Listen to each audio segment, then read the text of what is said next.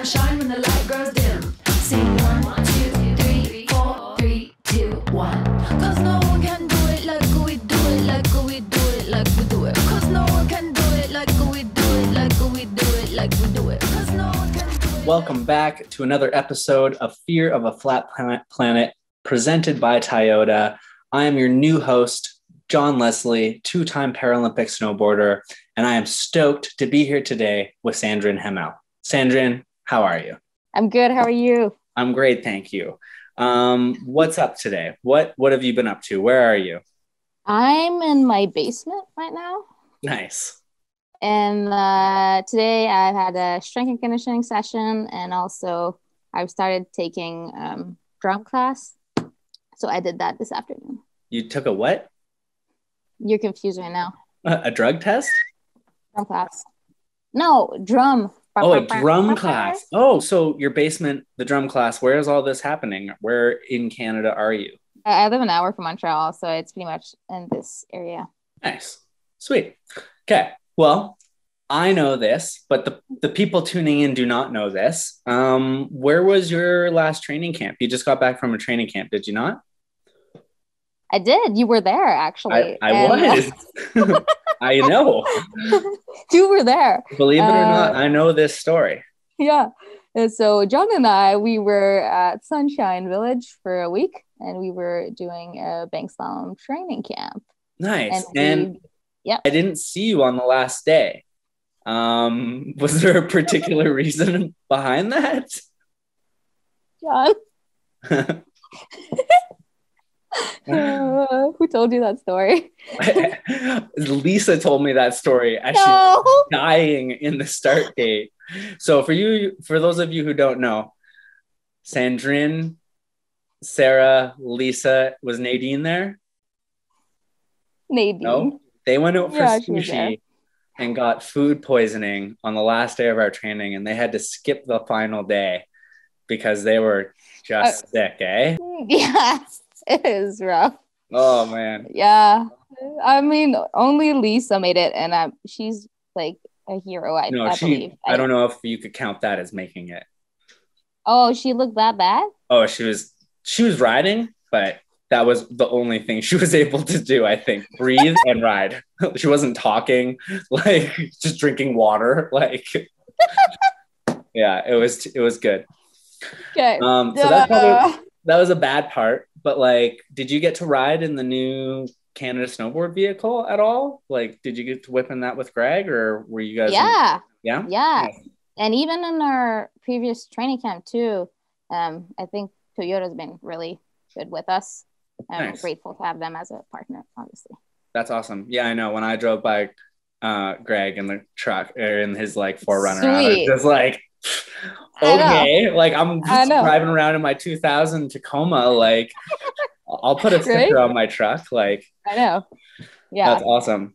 So it's been a weird year, obviously, this year. What did kind of training look like for you? Like I know you, like we were both kind of in Pano in November when that second wave hit, and then we pivoted, like we thought we were probably going to go to Europe, but what'd you do? Were you in Montreal, like Canmore? Where'd you spend most of your season?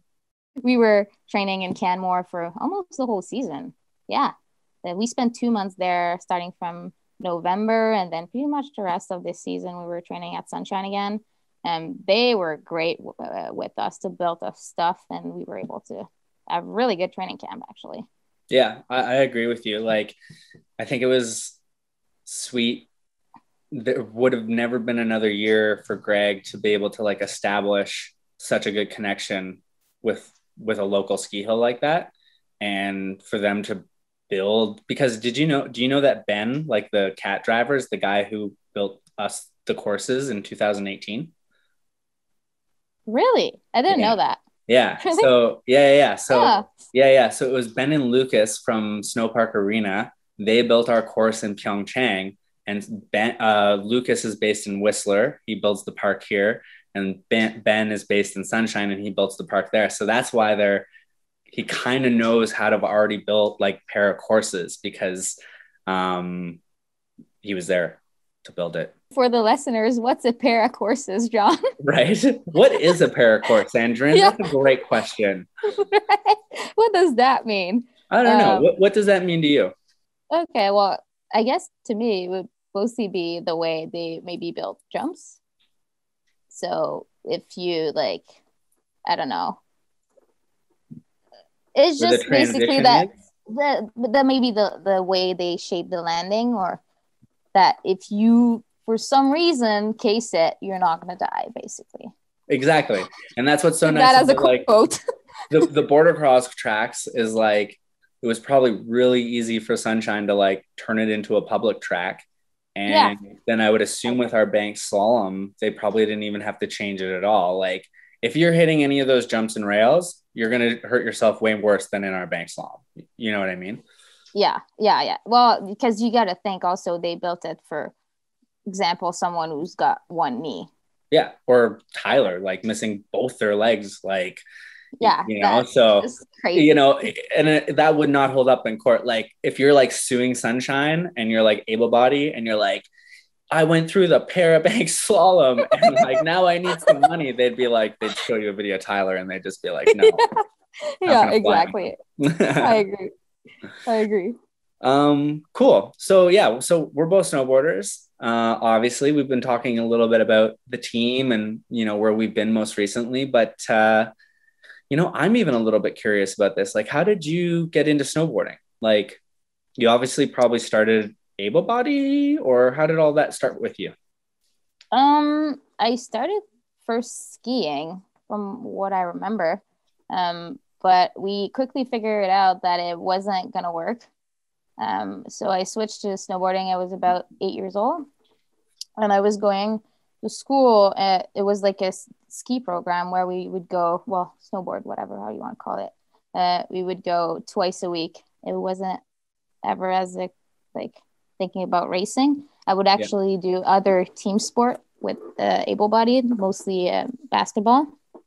And it's later that I found out about that Para Snowboard was actually like I could compete as an athlete in snowboarding. Yeah. And it's by watching you and Michelle on YouTube at Sochi. Crazy. I was like, oh shit, it's actually a thing. Actually, and here we are. Here we are. Here we are. Yeah, 10 years later almost. That's awesome. Yeah. Cool. So you're a hero. Oh man. You're a national hero. Don't worry, I know already. Okay. So that's crazy. So 8 years old, you switched from skiing to snowboarding. Yeah. I didn't even, honestly, full disclosure, I didn't even enjoy it at first. Oh, really? Like, I didn't even like it that much. I know. You're like, I like this more than class, though. I liked it, but not like today. I do that. I do like, I'm snowboarding every day, especially when I'm in training camp. And at the time, I didn't even like it. So it's kind of funny when I look back. I feel like I can relate a lot in terms of seeing an opportunity. I could potentially go to a Paralympic Games. Well, you know that I'm really competitive. Yes. So I like right now, obviously I enjoy it. Like I enjoy training and I enjoy snowboarding. But at the time, it was just like I liked it, but it something was missing. That's what I'm trying to say, basically. Yeah. So like you saw this as an opportunity for you to compete fairly. For the first time probably in your life, you would actually be able to see where you stand against someone else with a similar disability. Yeah, but even like when I was playing basketball, to be fair, I didn't even mind that it was with able-bodied. Yeah. No, I was the same. Like I used to play hockey with able-bodied. I just like getting out there. Like it was that or sit at home, and it was like, well, I'm not going to sit at home. So yeah, I just figured I got this. And I guess I survived. You're good at basketball. You've kicked my butt in basketball. I don't even play with you anymore. I think it's for the running part that is a problem for us. Dude, yeah. At least you can shoot. When you can't run or shoot, oh boy. Like, that's why. So in 2014, you kind of saw this video of Michelle and I. Yeah. And then did you reach out to Canada Snowboard? How did your relationship with Canada Snowboard kind of start? Was it positive? Was it negative? Like, tell me about that. I contact Quebec Snowboard first. Yeah. And then they referred me to Kim, Nice. Super Kim, which shout out Super to her. Kim. Super Kim. I love Kim And too. Yeah. Shout out to Kim. so yeah, and then she put me in contact with the coaches, and then they invited me to my first camp, Yukon, in 2016, 17, no 16, yeah. Crazy. And yeah, you were there. I remember. I was. Yep. You're really good with the rookies. So shout out to John too. Yay. Seriously. No, but for real, like it's like nerve-wracking at first, especially because I wasn't as comfortable in English. So I remember that first training camp. I was almost as exhausted from snowboarding than speaking to you guys. Yeah. It's like, yeah. That's crazy. It's always nice to talk to teammates because we've all had such different ways onto the team, and I couldn't imagine how much more challenging it would be to do everything I did, same as you, but then also have imagine if I did it reverse, like if I went to Quebec and I had to do all this in French. Could you see me driving? Yeah. So you got into disabled snowboarding. Obviously, we're kind of on that subject. I have a pretty good idea of what the male and guy side of the sport, the community is like we have a pretty good community. I'd say just the whole squad has a good community. What's the girl community like? Do you guys have a good within Canada? Obviously I know the answer to that question, but within Canada, you guys got a good squad, internationally, what's it like for you being in the disabled snowboard community? I've never heard the term disabled snowboard community before. Well, that's what you're in, man. That's what I'd sign up for. Yeah. Okay. Yeah, I think within the team, we're really competitive with each other. So that brings, I think, a really good energy. And even on the international level, I think it's the same thing for you guys, but at some point we can all relate to just being I don't say born differently, or you don't have to explain it. You don't have that awkward questions, or they don't seem awkward when they ask. Not that I don't have any problem with questions, but you don't have that. That's good. That's great to hear. I'd say I have very similar, there's a very good balance of competitive nature, but also support, Yeah, I think you would probably say the same thing. At the top of the course, it's different than when we're eating breakfast. Yeah, or bowling.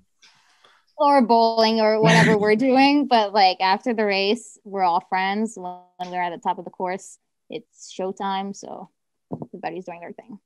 Awesome. Well, I'm glad to hear that the female side is the same as the male side on that one, because it makes traveling and competing a lot easier when you're going to go visit some friends on top of your teammates. Right. That's actually one of the things that I miss the most from that season is not being able to. That's half my friends. I haven't seen Mati in a year. He's one of my best friends. Do you cry at night because of that? No, we text each other. Oh, okay. That's nice. Cool. So that's awesome to hear. You're kind of similar to me in terms of you very much came up all able body. You've kind of dipped your toes in disabled snowboarding now. Mm-hmm. How do you see the contrast back of how accepting able body snowboarding is with disabled snowboarding? I know your disability is really hard to see. So do you run into conflict on the hill? Do you normally find that people are pretty accepting? What's your experience with that? The way we work together and what they do, in a way, we're training and we're racing. That's what we're doing, and that's what they're doing. So I think we can all relate to that. Doesn't matter if disabled or not. It's the same thing. Yeah. The only difference basically is that we're not racing the same course, and sometimes in training we are. So, and I think that doing that, even for them, we become like any other rider. Yeah. And I don't know for you, but I never felt like I was treated differently. No. I think I've always gotten the opinion that they're really accepting. Like when they find out that they're, because like you think about it, most people may not even know that there's such thing as disabled snowboarding. Why would they think about it? Do you sometimes get tired of having to like tell the story or trying to explain to someone like what's going on here? Not really, because I don't have to explain it. It's pretty visual enough for people. I 100% avoid it most of the time. Oh, to be yeah. honest. Nice. I'm like, I hate to say it. I'm going to say it because while I don't do it anymore, but I would, I don't know if I should say that. No, say it. I'll tell them like a random story that is not even true. Oh, I've done that before too. Oh, for sure. There's probably What's your go-to? Shark attack. What's your go-to? Oh, me too. Really? I would go with shark attack even if it makes no sense. That makes no sense. I would usually like pick up. That makes no sense. But people don't know that. Actually, let's rewind a second. Why wouldn't that make any sense? Okay. So for the viewers, people that are listening to the podcast online, I have an artificial leg below the knee. So I've got my leg chopped off below the knee on the left. Sandrine's a little bit different.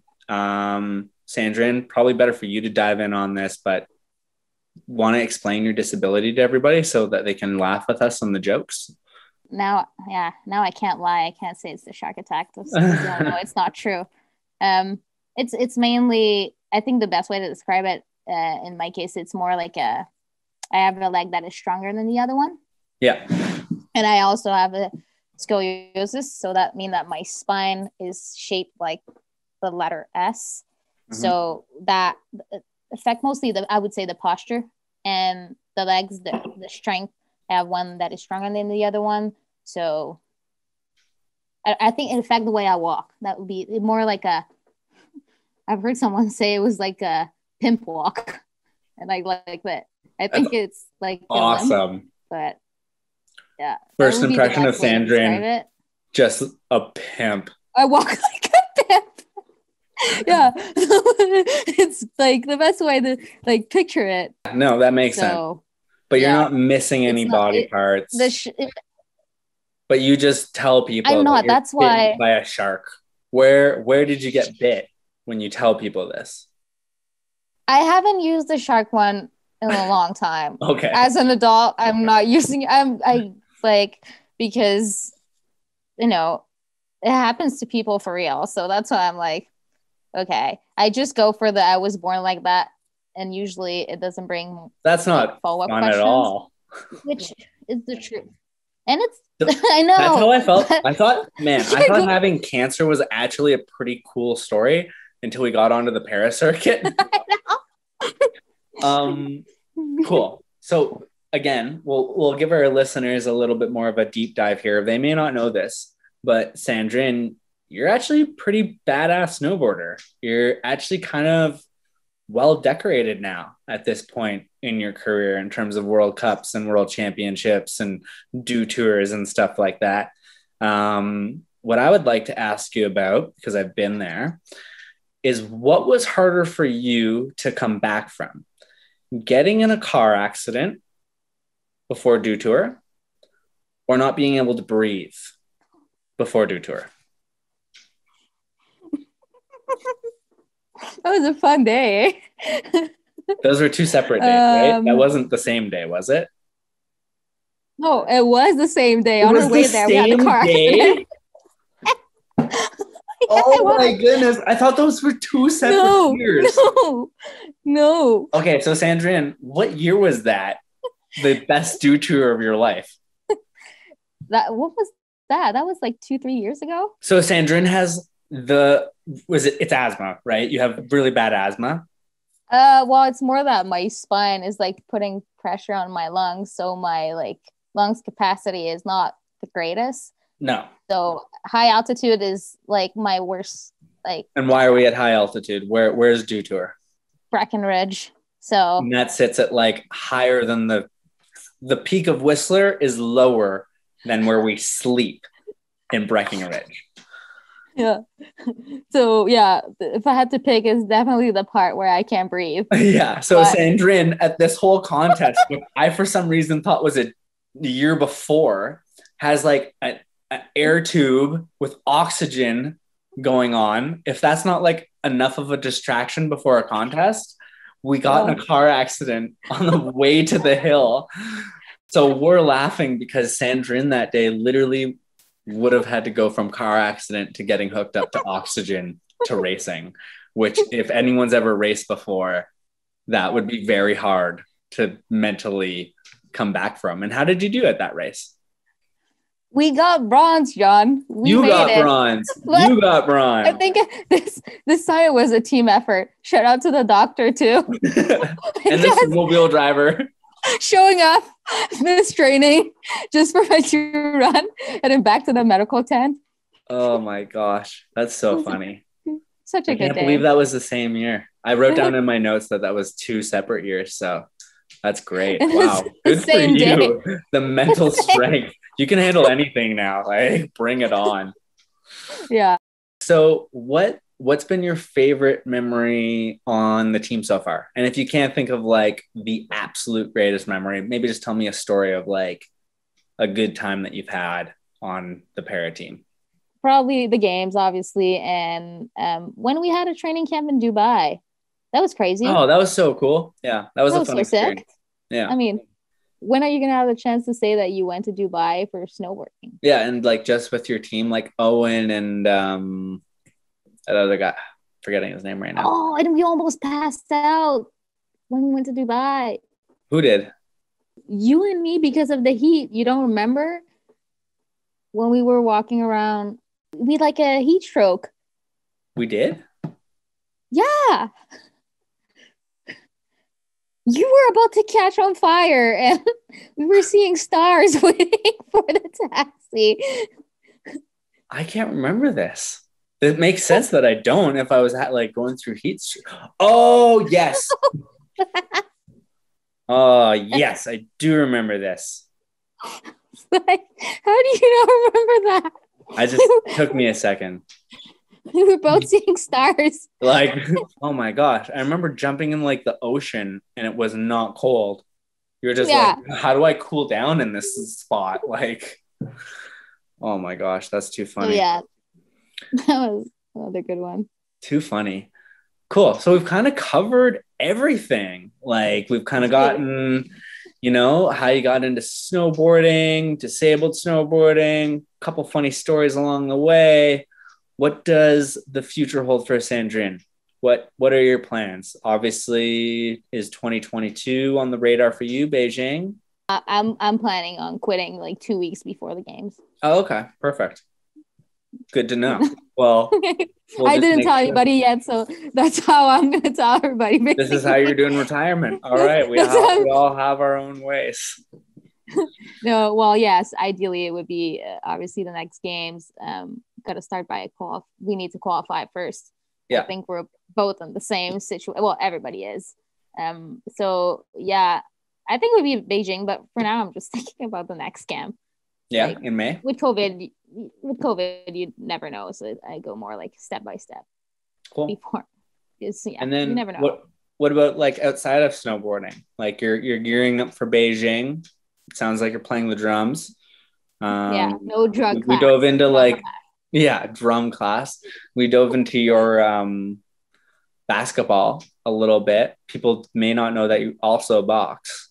Oh yeah. Is there anything else going on the side for you in the coming future, or are you? I know this, like you're taking things really seriously for 2022. So are you pretty much aligning everything for snowboarding, or is there anything else going on? I know that this summer I'm going to continue trying to learn how to ride a dirt bike. That's sick. The other thing that I'm thinking about doing.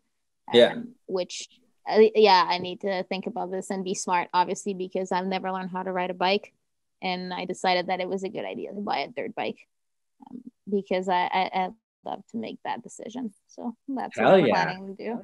Yeah. Hell yeah. So if I survive the summer. I know this. How long have you had your bike for? One summer. One summer. Okay. So you want to So ride a I little still, bit more? I still suck. That's what I'm trying to say. That's fine. Hey, So we all suck at some point. we all do. Yep. So yeah, that's what I'm. So that's what I'm planning to do. Yeah, trying to obviously try different things to make it not too boring. Do you have any like bad disabled stories for us, or like misconceptions? Well, no, I don't have bad stories actually. Can you believe it? No, that's good. It has to do with your character. You know, you're avoiding most of these situations, and Sandrine is very chill, letting things roll off her shoulders. We could all take a little lesson out of her book. Amazing. So I think we're pretty good. How about like if anyone out there wants to follow you or anything, any type of projects that you're up to, like what's the best way if I wanted to follow your journey to 2022? How would I do that? You can follow me on my Instagram. What's your Instagram? Sandrine Hamel. Definitely a solid follow, Sandrine. Thank you. Amazing. Well, if you have anything else to say, I think we're going to wrap it up here. I super appreciate your time. Shout out to our sponsor, Toyota.